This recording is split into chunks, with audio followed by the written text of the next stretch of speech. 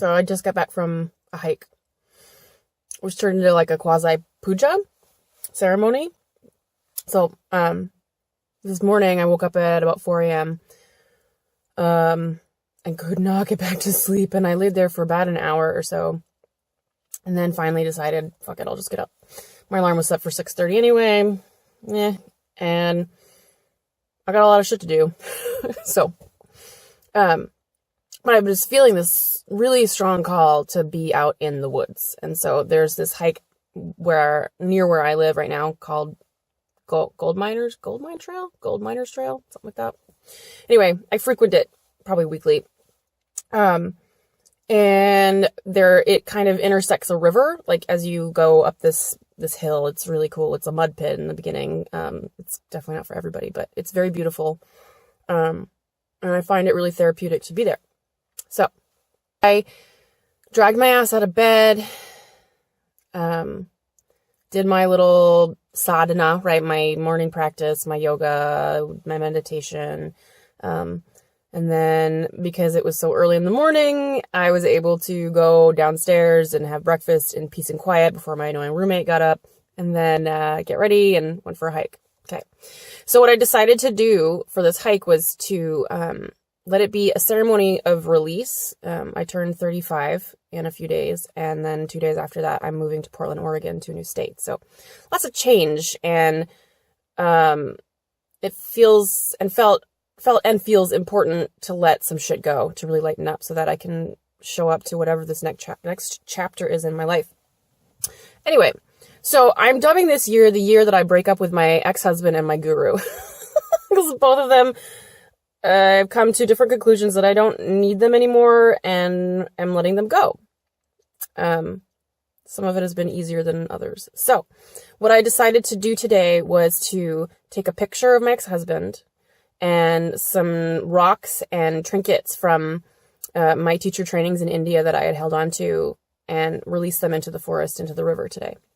So I had a couple of rocks, I had a pendant, and I found this picture of my ex-husband from the first time I ever came out here to see him, which was 12 fucking years ago.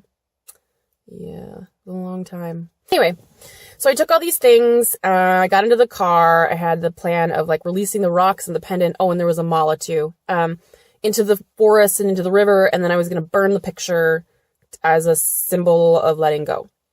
So I stuffed all that shit into my pocket, I dug out a lighter, put that in my pocket, and started the hike up to this river. There's certain spots, right? And I'm working on really listening to my intuition when it says, like, really silly shit, like, you know, say hi to that person, get a coffee over here, don't eat that apple, whatever, right?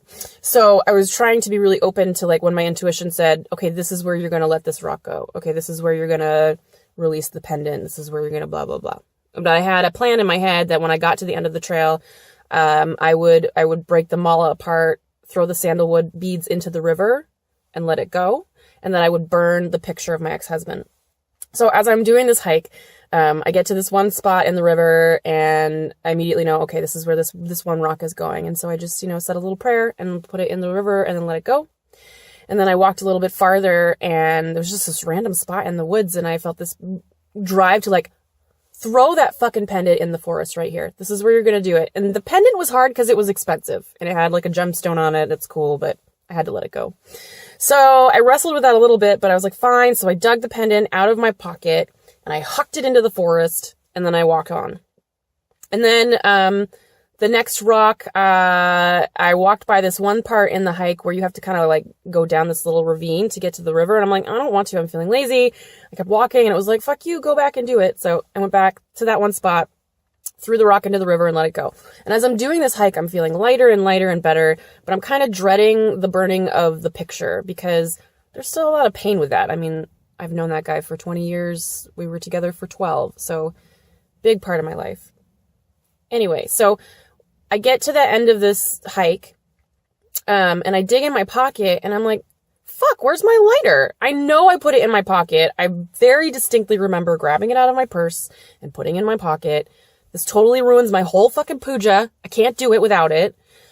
what am I going to do? God damn it. So I'm like, well, I guess I'll just like tear it up and throw it in the river, even though that's littering and I feel guilty for doing that, but I guess that's what I'm going to do.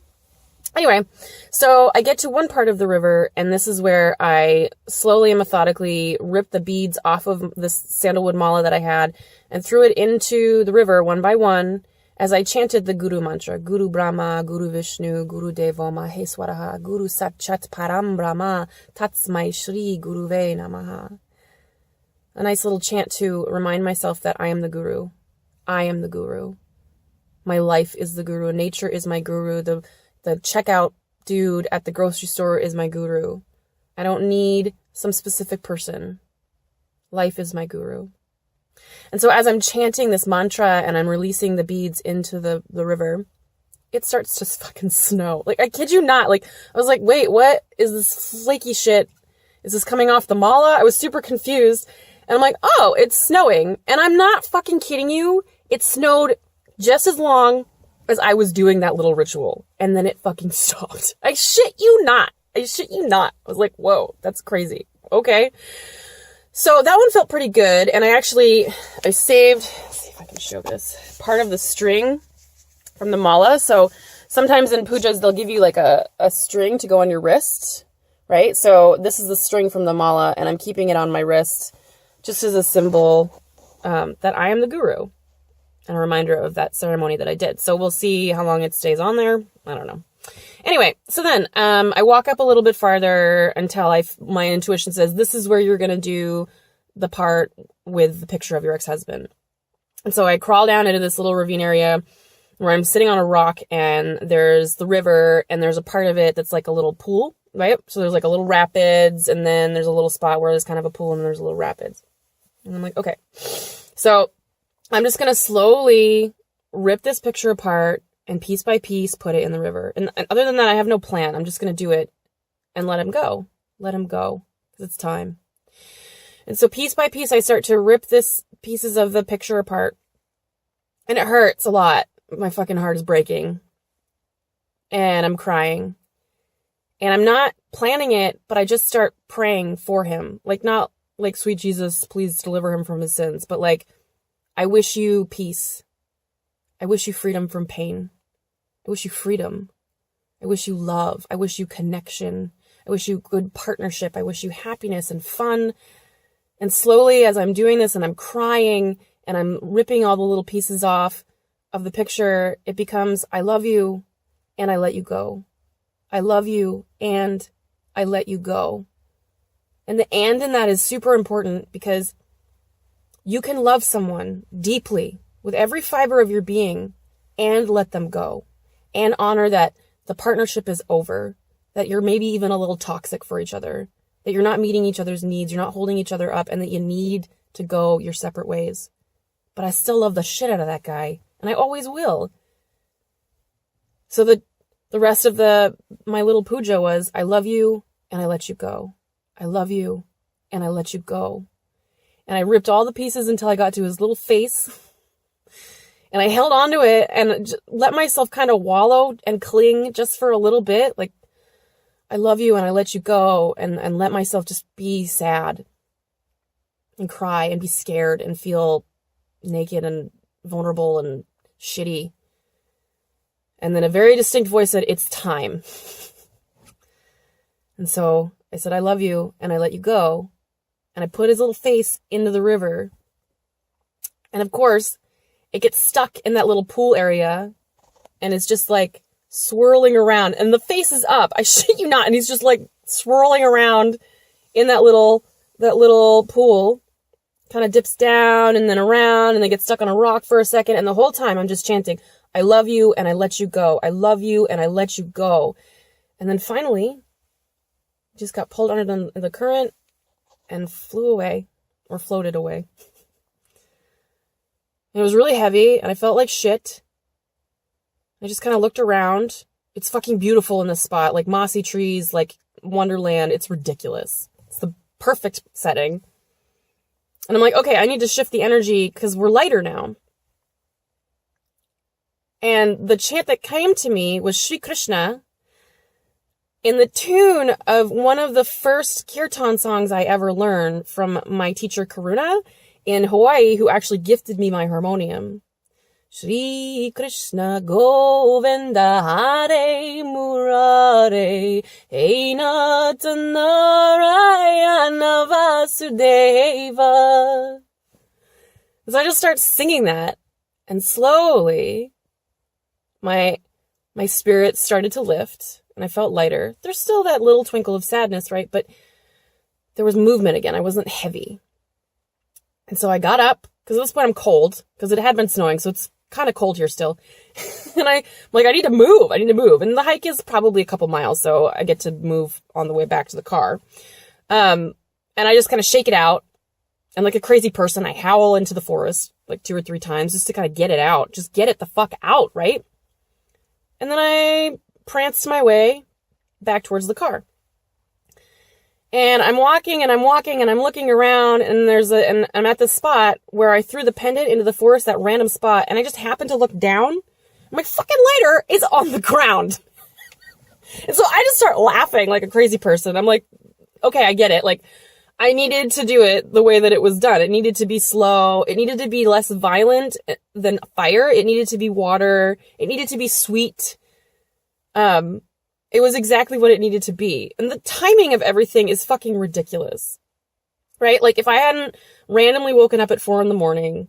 and been tired and irritated, I wouldn't have had the time to like have a quiet breakfast and practice, to have the realization that I needed to do this puja. And so then I get to do this hike, and it's early enough where like there's nobody here. I'm all by myself. And I still have plenty of time in the day to go and do all of the other shit that I need to do, because there's a lot of crap I need to do. And I'm feeling a lot lighter. I'm tired. I need more sleep, and that will come, and that's fine. But I'm constantly reminded of this like timing thing of like our instincts. You know, like you look at birds and they just know when to fly north or south, or like cows just know like when to go to the salt lick or whatever. And like we have that instinct too. We just tend to stifle it and not trust it, and let our mind, the ego, run the show.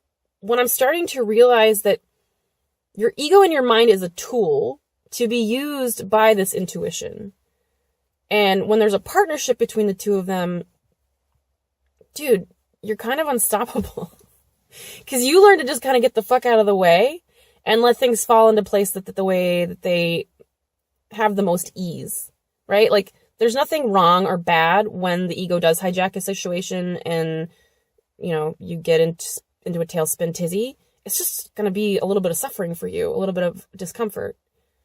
But when you can get out of the way and just open up and listen and show up and trust, these beautiful, amazing things happen. This experience was really personal for me. It was important for me to do it for me. And I am so grateful. I'm so grateful for my life. I am so grateful for the pain and the seeming loss and the fact that I feel completely ripped open and vulnerable. This is the juicy shit. This is life, man. This is me coming into my own and learning that I can love and let go, and that I can trust myself. I can trust this instinct, this intuition, divine timing, whatever the fuck you want to call it. And that it's all good. Being sad, being scared, being silly, being lighthearted, feeling heavy. It's all good. It's all a part of life. And it's a gift. It's a gift.